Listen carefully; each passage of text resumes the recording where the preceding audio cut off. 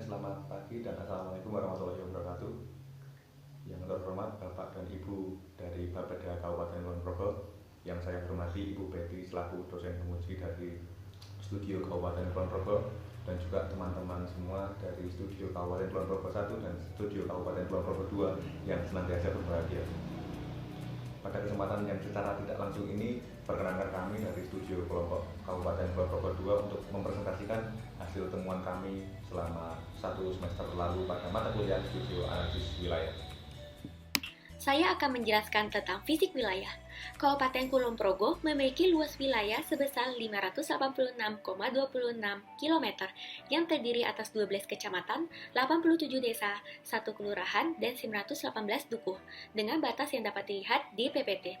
Kabupaten Kulon Progo memiliki kemiringan tanah yang bervariasi. Bagian utara didominasi lebih dari 40 derajat dan bagian selatan 0-2 derajat. Dengan jenis tanah latosol, aluvial, glesol, grumosol, dan regosol. Terutama jenis tanah latosol yang paling mendominasi yaitu di bagian utara.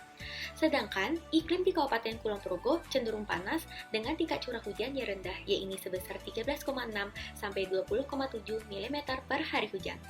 Topografi sebesar 500 sampai 1000 meter DPL dengan status daerah terbangun rendah, 100 sampai 500 meter DPL dengan status daerah terbangun tinggi, dan 0 sampai 100 meter DPL dengan status lahan terbangun sedang. Selain itu, Kabupaten Kulon Progo berada di bagian wilayah yang rawan bencana, yaitu rawan bencana banjir, gempa bumi, cuaca ekstrim, tanah longsor, dan potensi tsunami di bagian utara.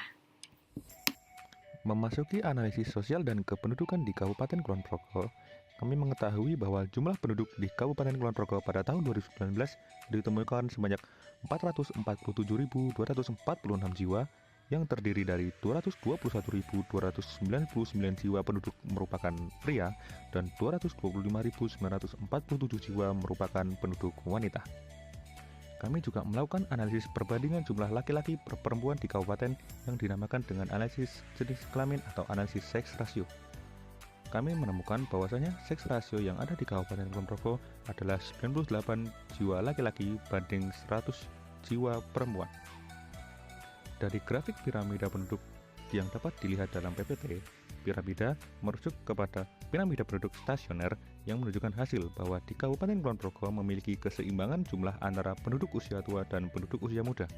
Keseimbangan ini juga menunjukkan bahwa pertumbuhan penduduk dapat dikatakan stabil dan tidak terlalu melonjak signifikan. Analisis ketenagakerjaan memperlihatkan bahwasanya terdapat distribusi penduduk angkatan kerja di Kabupaten Kulon Progo. Dari grafik tersebut, kami mengetahui bahwasanya terdapat 77% penduduk yang sudah merupakan penduduk angkatan kerja dan terdapat 23% penduduk bukan angkatan kerja. 23% ini dapat dipengaruhi oleh angka harapan sekolah dan juga angka rata-rata lama sekolah yang dialami oleh para penduduk di Kabupaten Kulon Progo. Dari grafik tersebut, kami mengetahui bahwa dari tahun 2015 hingga tahun 2019 selalu terjadi peningkatan dalam angka harapan lama sekolah. Dari grafik rata-rata lama sekolah didefinisikan sebagai jumlah tahun yang digunakan oleh penduduk dalam menjalani masa pendidikan formal selama kehidupan mereka. Hal ini dapat mengasumsikan bahwa rata-rata anak usia 7 tahun yang masuk pendidikan formal mempunyai peluang untuk bersekolah selama 13,55 tahun atau setara dengan pendidikan SMA, yaitu 12 tahun, dan kuliah selama 1 tahun 3 bulan. Analisis selanjutnya adalah mengenai indeks pengembangan manusia di Kabupaten Kulon Progo. Indeks pengembangan manusia ini adalah merupakan sebuah indeks yang menunjukkan bagaimana perkembangan pembangunan manusia di Kabupaten Kulon Progo. Dari grafik tersebut, kami mengetahui bahwasanya IPM atau indeks pengembangan manusia di Kabupaten Kulon Progo selalu meningkat setiap tahunnya, dengan angka tercatat pada tahun 2019 adalah 74,44. Dengan tingkat IPM tersebut, Kabupaten Kulon Progo tergolong ke dalam kategori tinggi dalam hal pembangunan manusia. Jika dibandingkan dengan tingkat Provinsi Daerah Istimewa Yogyakarta, Kabupaten Kulon Progo berada pada posisi keempat dari 5 kabupaten atau kota di Provinsi Daerah Istimewa Yogyakarta. Untuk perekonomian wilayah, pada analisis sektor unggulan berdasarkan hasil overlay metode tipologi klasen, Shifshare dan Elki terhadap PTRB, didapatkan bahwa sektor unggulan adalah sektor konstruksi dan sektor pertambangan dan penggalian. Kedua sektor ini memberikan kontribusi dan laju pertumbuhan yang besar dengan nilai PDRB yang positif, serta merupakan sektor basis, yaitu dapat memenuhi kebutuhan wilayah di dalamnya dan dapat diekspor ke luar wilayah. Namun, berdasarkan analisis disparitas, disimpulkan Kabupaten Kulon Progo memiliki ketimpangan ekonomi yang tinggi yang juga berdampak pada persentase kemiskinan tertinggi jika dibandingkan dengan kabupaten DIY lainnya. Terdapat potensi untuk mengurangi ketimpangan ini, yaitu dengan mengoptimalisasi peluang dari YIA serta sektor agrikultur dan manufaktur yang teraglomerasi, bantuan sosial yang tepat sasaran, dan optimalisasi produk lokal. Saya akan menjelaskan mengenai sarana dan prasarana. Berdasarkan perhitungan menggunakan standar SNI, sarana pendidikan yang belum memenuhi kebutuhan adalah TK, SMP, dan SMA. Sementara sarana kesehatan yang belum memenuhi kebutuhan adalah balai pengobatan warga dan klinik bersalin. Namun, jumlah sarana kesehatan yang lain sudah sangat memadai. Luas RTH pada tahun 2019 sudah mencapai 80% dari total luas wilayah perkotaan. Jumlah tersebut masih didominasi oleh RTH privat sehingga terdapat kekurangan RTH publik dengan luas sekitar 650 hektar. Untuk prasarana jalan, pada tahun 2019 terjadi peningkatan kondisi jalan kurang lebih sepanjang 58 km. Namun, masih terdapat 13% jalan dengan kondisi rusak ringan dan 15% jalan dengan kondisi rusak berat. Prasarana transportasi yang tersedia di Kabupaten Kulon Progo terdiri dari Bandara Internasional Yogyakarta, Stasiun Wates, Terminal Induk Kota Wates, dan 5 terminal tipe C. Prasarana tersebut belum mencukupi kebutuhan masyarakat di bagian barat. Pada prasarana air bersih, permasalahan yang dihadapi diantaranya terkait kondisi topografi yang berbukit dan ketersediaan infrastruktur. Perlu adanya penambahan jaringan distribusi air melalui PDAM maupun non-PDAM supaya seluruh masyarakat dapat terlayani. Pada prasarana persampahan, terdapat 420 meter kubik sampah yang tidak terangkut dalam sehari. Dan pada prasarana telekomunikasi terdapat 126 BTS yang tersebar di seluruh kecamatan.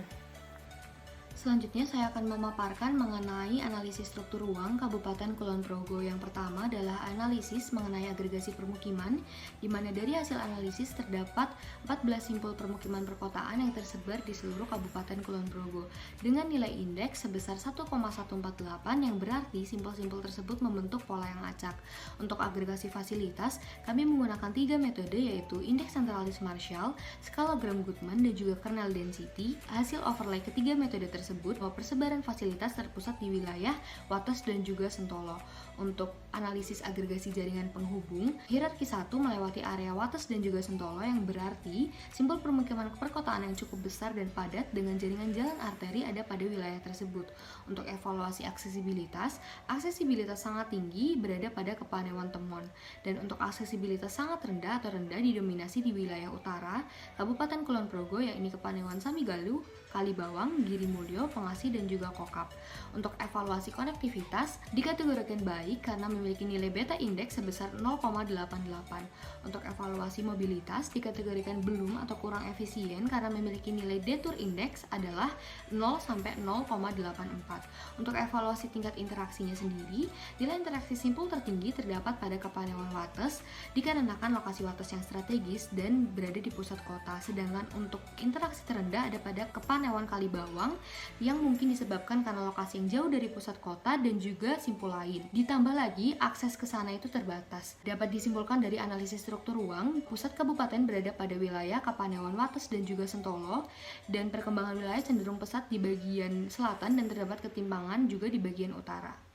Selanjutnya adalah analisis pola ruang Kabupaten Kulon Progo. Yang pertama ada identifikasi penggunaan lahan, di mana penggunaan lahan didominasi oleh penggunaan lahan perkebunan seluas 32,48%. Untuk evaluasi analisis kesesuaian lahan dengan mengoverlay kelerengan, curah hujan dan juga jenis tanah, hasilnya kami kategorikan ke dalam 4 kategori peruntukan, yaitu kawasan lindung, kawasan penyangga, kawasan budidaya tanaman tahunan, dan juga kawasan budidaya tanaman semusim. Dengan dominasi kawasan budidaya di bagian timur dan selatan wilayah. Untuk analisis rawan bencana, di bagian selatan yang berbatasan langsung dengan pantai, rawan bencana tsunami dan juga bencana banjir. Untuk bagian barat, barat laut dan juga utara, rawan bencana tanah longsor, dan untuk bencana kekeringan potensial terjadi di wilayah barat dan juga sebagian wilayah timur. Analisis developability di bagian barat dan utara merupakan kawasan yang non-developable karena berada di kawasan lindung dan juga kawasan rawan bencana. Untuk mayoritas klasifikasi lahan berada di kawasan developable dengan moderate sampai high suitability yang berada di sebagian Kepulauan Wates, Panjatan, Lenda, dan juga Sentolo. Penyebaran area ini juga dapat melihat arah pembangunan ke depannya, yaitu lebih cenderung ke arah timur. Untuk evaluasi pola ruang existing, mayoritas penggunaan lahan di Kabupaten Kulon Progo tidak sesuai dengan persentase 50,26%. Hal ini dikarenakan karena pembangunan jadi di kawasan yang developability-nya rendah, kawasan lindung, dan juga kawasan yang rawan bencana. Untuk evaluasi pola ruang rencana, terdapat lahan yang tidak sesuai sekitar 18%.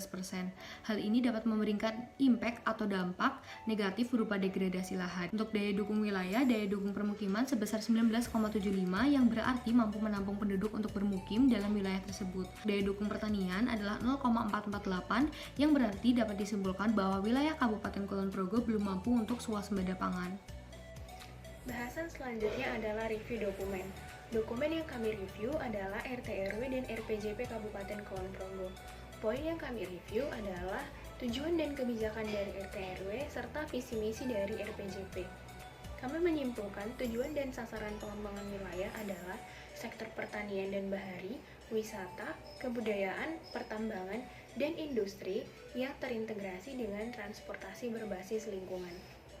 Kami juga melakukan scoring untuk melihat keselarasan antara misi RPJP dengan kebijakan RT/RW. Scoring kami lakukan dengan 3 pengelompokan, yaitu kurang sesuai, sesuai, dan sangat sesuai. Hasil scoring yang kami peroleh adalah misi RPJP 4 kurang sesuai, 1 sesuai, dan 3 sangat sesuai terhadap RT/RW. Selanjutnya pembahasan mengenai pohon masalah dan potensi. Kami membagi semua masalah dan potensi ke dalam 4 kategori, yaitu core, primary, secondary, dan third. Pertama adalah pohon masalah. Untuk third cause problem di Kulon Progo antara lain, angka rata-rata lama sekolah yang rendah dan APK lebih tinggi daripada ATM menyebabkan tingkat pendidikan yang rendah. Didominasi lahan rawan bencana dan topografis yang tidak mendukung menyebabkan pembangunan di kawasan yang kurang mendukung. TPS overload, ketidaksesuaian guna lahan existing, pembangunan berdampak lahan permukiman, dan luasan RTH publik belum mencapai standar menyebabkan degradasi lingkungan. Minimnya sarapras KSN dan kawasan industri, sarapras kompetensi dan perkembangan teknologi terbatas, tingkat aksesibilitas rendah, menyebabkan sarana dan prasarana belum menjangkau seluruh wilayah. Kerentanan kemiskinan tinggi dan kemampuan keuangan daerah rendah menyebabkan ketimpangan ekonomi terhadap provinsi DIY tinggi. Lalu untuk secondary problem antara lain, tingkat pendidikan rendah dan pelatihan tenaga kerja minim menyebabkan kualitas SDM yang rendah.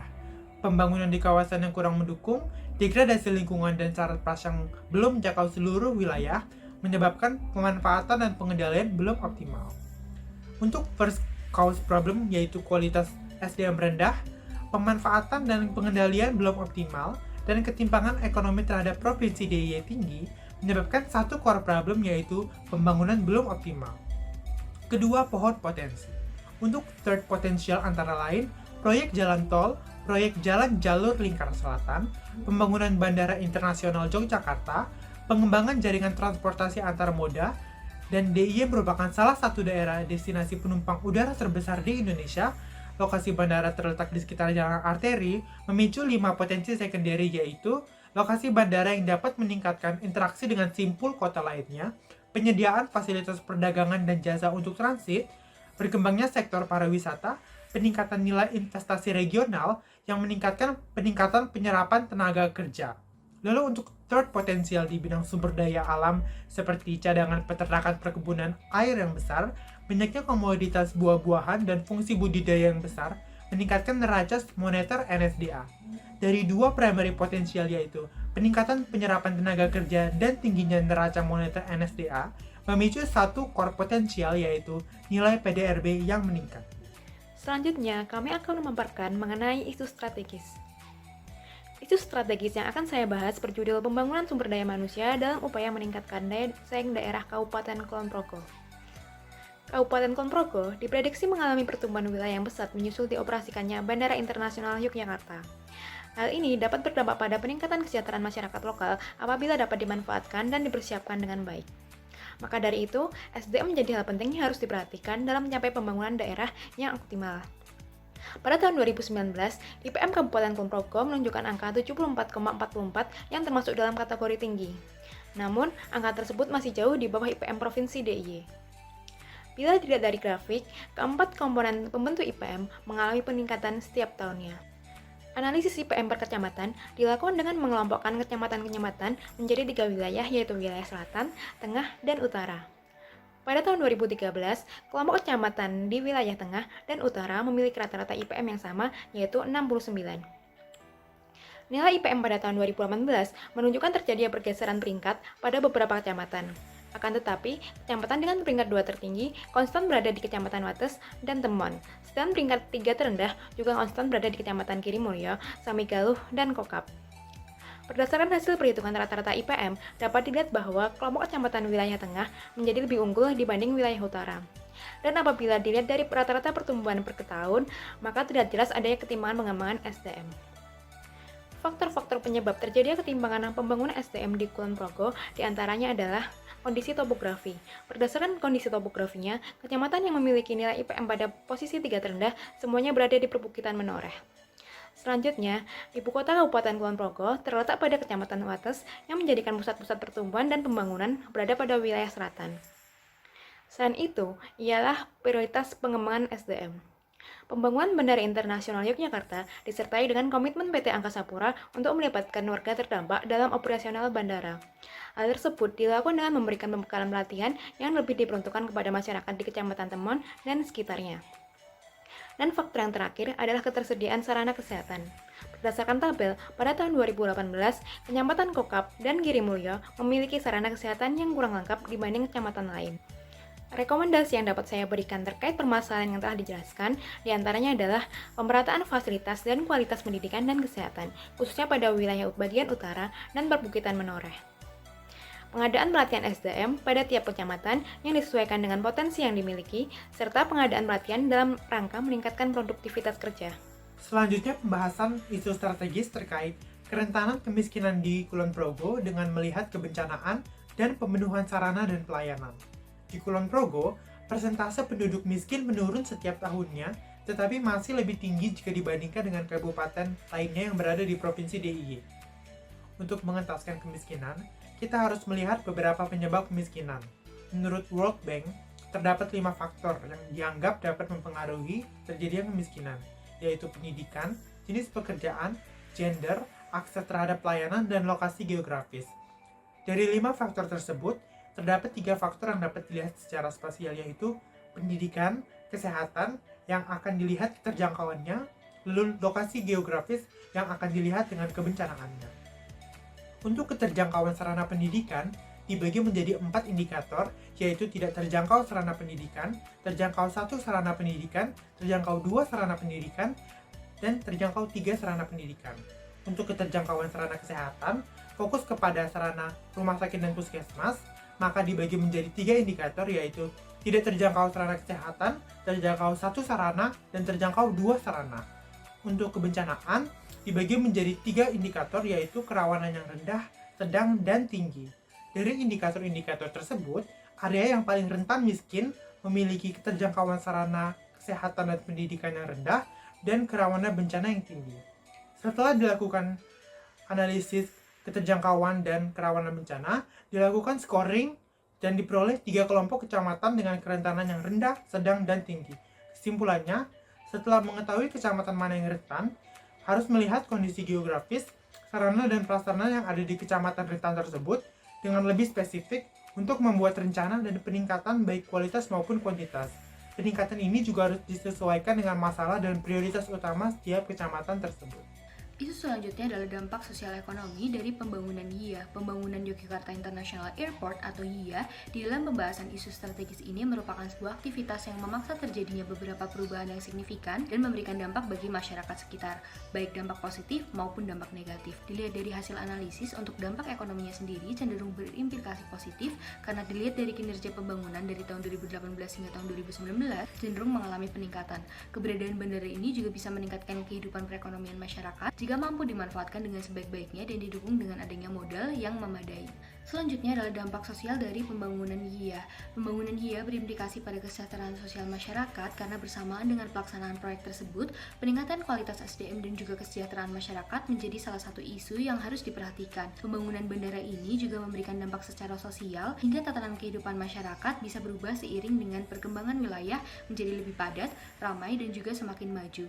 Untuk peluang, masalah, dan juga tantangan dapat dilihat pada PPT. Dapat disimpulkan bahwa pembangunan YIA secara real dan signifikan mampu bertindak sebagai pendorong inovasi dan juga sebagai generator pembangkit perekonomian. Untuk dampak sosialnya sendiri dapat berimplikasi pada peningkatan tingkat kepuasan masyarakat seiring dengan semakin baiknya kualitas fasilitas, sarana, dan juga prasarana, serta berimplikasi pada peningkatan kualitas SDM. Untuk rekomendasi pengembangannya dapat direkomendasikan dilakukannya analisis perekonomian dan juga fokus kesejahteraan sosial secara berkala untuk mengetahui implikasi lebih lanjut dari pembangunan YIA. Kemudian, pembangunan juga harus diimbangi dengan melaksanakan pembangunan berwawasan lingkungan yang mempertimbangkan keberlanjutan kualitas lingkungan dan juga kelestarian lingkungan. Dan juga perlu adanya upaya agar tidak terjadi ketimpangan kesejahteraan ekonomi dan sosial antar wilayah, khususnya wilayah selatan dengan wilayah utara. Analisis isu strategis selanjutnya yaitu mengenai analisis potensi pembangunan jalan tol Yogyakarta International Airport dan Yogyakarta untuk upaya pengembangan wilayah Kabupaten Kulon Progo. Pembangunan jalan tol ini merupakan salah satu rencana kawasan strategis nasional yang termasuk ke dalam Peraturan Presiden Nomor 3 Tahun 2016. Trase tol ini merupakan salah satu trase yang akan menghubungkan jalan tol besar yang berhubung dari Bawen dan juga dari Sukoharjo. Dalam Kabupaten Kulon Progo sendiri, tol ini akan melewati sebanyak 18 kelurahan dan juga 6 kecamatan yang akan memiliki 3 exit tol, yaitu di exit tol Wates, exit tol Sentolo, dan juga exit tol Temon. Secara analisis dampak, pembangunan jalan tol ini memberikan dampak spasial dan juga dampak non-spasial. Secara manfaat, ternyata pembangunan jalan tol ini dapat memberikan aksesibilitas dan mobilitas yang lebih tinggi kepada Kabupaten Kulon Progo dan wilayah di sekitarnya.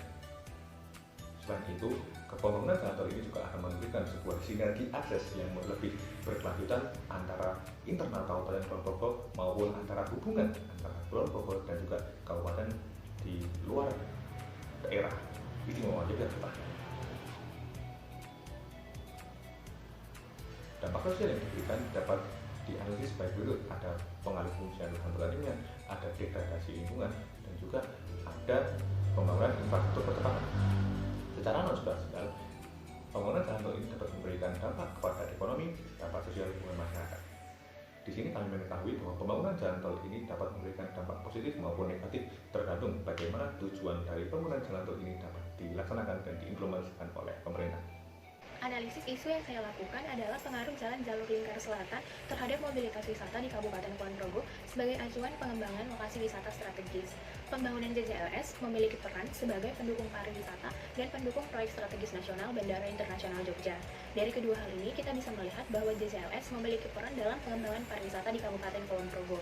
Oleh karena itu, dibutuhkan kajian yang lebih dalam terkait mobilitas wisata yang mungkin terjadi untuk melihat potensi pengembangan lokasi wisata ke depannya.